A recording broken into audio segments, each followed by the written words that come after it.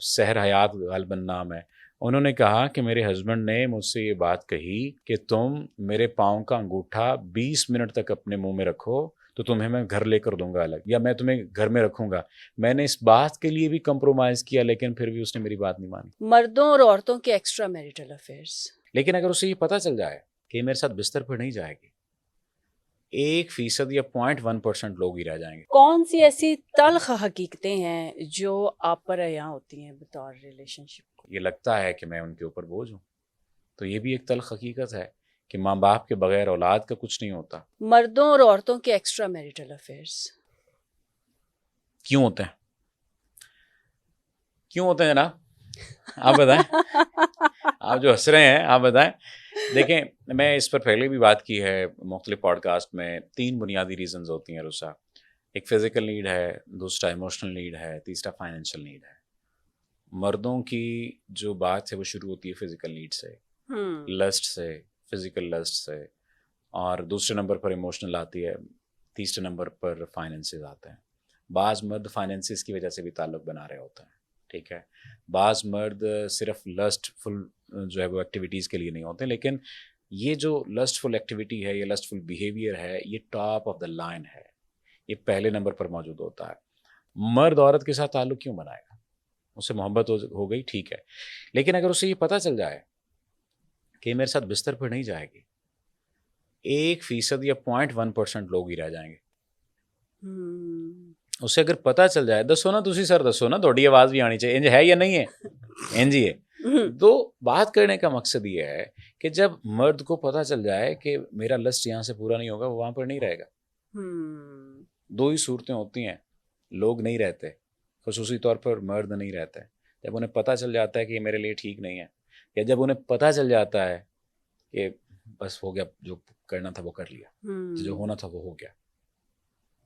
عمومی طور پر سارے لوگوں کے بارے میں بھی یہی رائے میری یہ ہے کہ جب لوگوں کو پتہ چل جائے لوگ کیوں بدل جاتے ہیں، لوگ کیوں چھوڑ جاتے ہیں، انہیں جب پتہ چل جاتا ہے کہ میری اس سے ضرورت پوری ہو سکتی ہے، ٹھیک ہے، یا وہ پوری کر لیتے ہیں.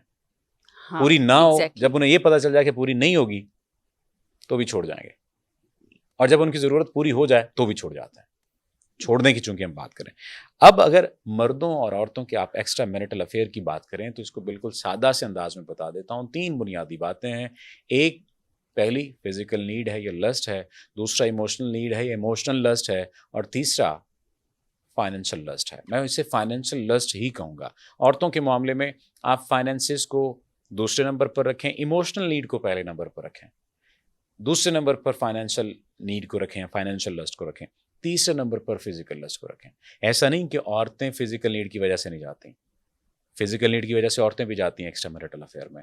انہیں جب یہ پتہ چلتا ہے، انہیں محسوس ہوتا ہے کہ میرا پارٹنر میرے لیے اویلیبل نہیں ہے، میرا پارٹنر مجھ سے دور ہے، میری ضرورت نہیں پوری کر سکتا، اور انہیں بہت آسان کوئی ایسا تعلق مل جاتا ہے جو ان کی ضرورت کو بھی پوری کرتا ہے، جو ان کے لیے ایموشنلی اویلیبل بھی ہے، اور جو ان کو تھوڑا بہت فائنینشلی بھی ہیلپ آؤٹ کر رہا ہے، تو بڑی آسانی سے وہ اس ریلیشن شپ میں چلی جاتی ہیں. کچھ لوگ کہیں گے جی کہ ہمارا اسلامی معاشرہ، آپ کیا بات کر رہے ہیں؟ اسی اسلامی معاشرے میں یہ سب کچھ ہو رہا ہے. اسی اسلامی معاشرے میں مرد یہ سب کچھ کر رہے ہیں. اسی اسلامی معاشرے میں ایموشنز کے نام پر عورتیں ایک مردوں کو اور مرد عورتوں کو ایکسپلائٹ کر رہے ہیں. یہ سب کچھ ہو رہا ہے. لیکن یہ بات سمجھنا ہوگی کہ یہ بنیاد ہے. بنیاد کیا ہے؟ ایموشنل اور فزیکل لسٹ ہے. جب تک یہ اپنے پارٹنر سے پورا نہیں ہوگا، فلفل نہیں کریں گے آپ اس کے اس گیپ کو، تب تک چیزیں نہیں چلیں گی.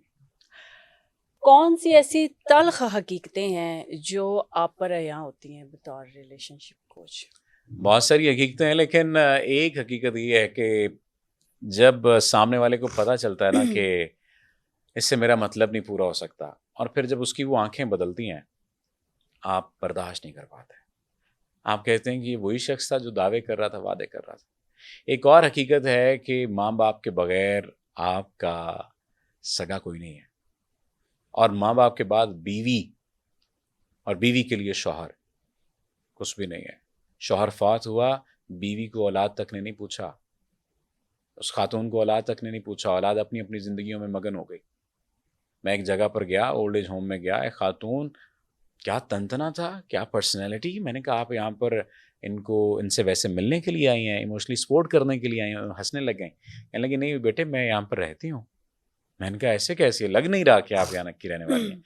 کہنے لگی کہ مجھے بھی نہیں لگ رہا پر کیا کروں حقیقت یہی ہے. میں نے پوچھا, کہنے لگی ہسبینڈ کی وفات ہو چکی ہے, بیٹا باہر ہے, بیٹی بھی باہر ہے, ایک بیٹا یہاں پر ہے, اس کی بیوی کہتی ہے کہ میں برداشت نہیں کر سکتی. حالانکہ میں نے کہا آپ انہیں تنگ کرتی ہوں گی, میں نے مذاقن کہا آپ انہیں تنگ کرتی ہوں گی, روکتی ہوں گی, ٹوکتی ہوں گی. کہنے لگی نہیں بیٹا, میری تو پینشن ہی اتنی آتی ہے کہ ان کی تنخواہوں سے زیادہ, میں نے کیا ٹوکنا یا میں نے کیا روکنا. لیکن انہیں یہ لگتا ہے کہ میں ان کے اوپر بوجھ ہوں. تو یہ بھی ایک تلخ حقیقت ہے کہ ماں باپ کے بغیر اولاد کا کچھ نہیں ہوتا, میاں کے بغیر بیوی کو کوئی پوچھنے والا نہیں ہوتا, بیوی کے بغیر میاں کو کوئی پوچھنے والا نہیں ہوتا. میں اچھے ریلیشن شپ کی بات کر رہا ہوں, یعنی ایک آئیڈیل جو ہوتا ہے.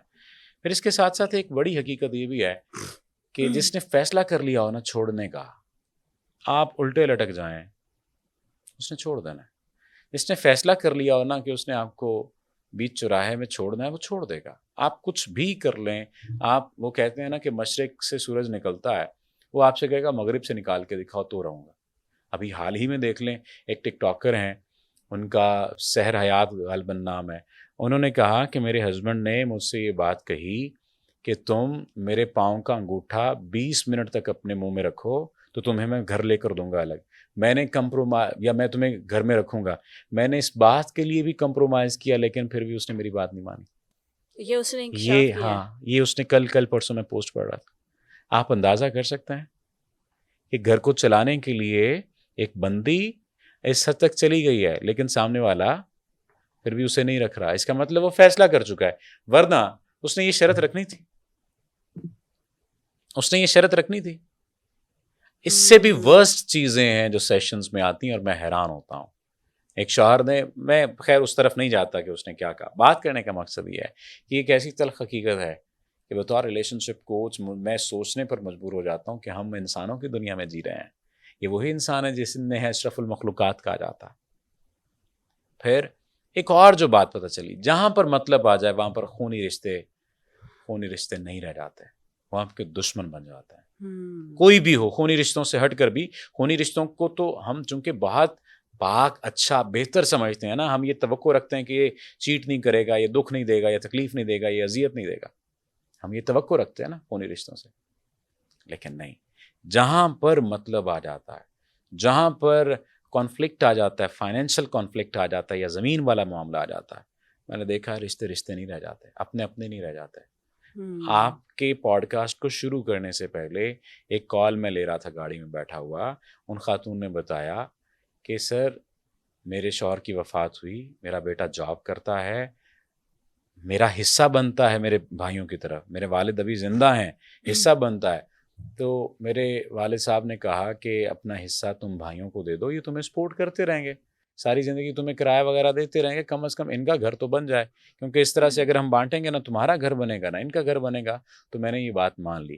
جس دن ان کا گھر بنا ہے, ان کے نام لگا ہے, اس کے ٹھیک 1 ماہ بعد انہوں نے وہ کرایہ دینا مجھے بند کر دیا, اور انہوں نے یہ کہنا شروع کر دیا کہ اپنے بیٹے سے کہو کمائے.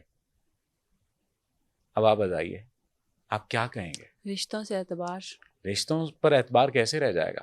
تو حقیقتیں تو اور بھی بہت سی ہیں, لیکن پھر بھی آپ کو بطور انسان پازیٹیو رہنا ہے, آپ کو بطور انسان پر اعتماد رہنا ہے. آپ کے پاس اعتماد اور یقین کے علاوہ کوئی آپشن نہیں ہے.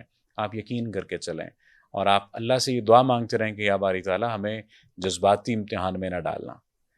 باقی امتحان تو ہیں لیکن ایسے امتحان میں نہ ڈالنا جس کا مقابلہ ہم نہ کر سکیں.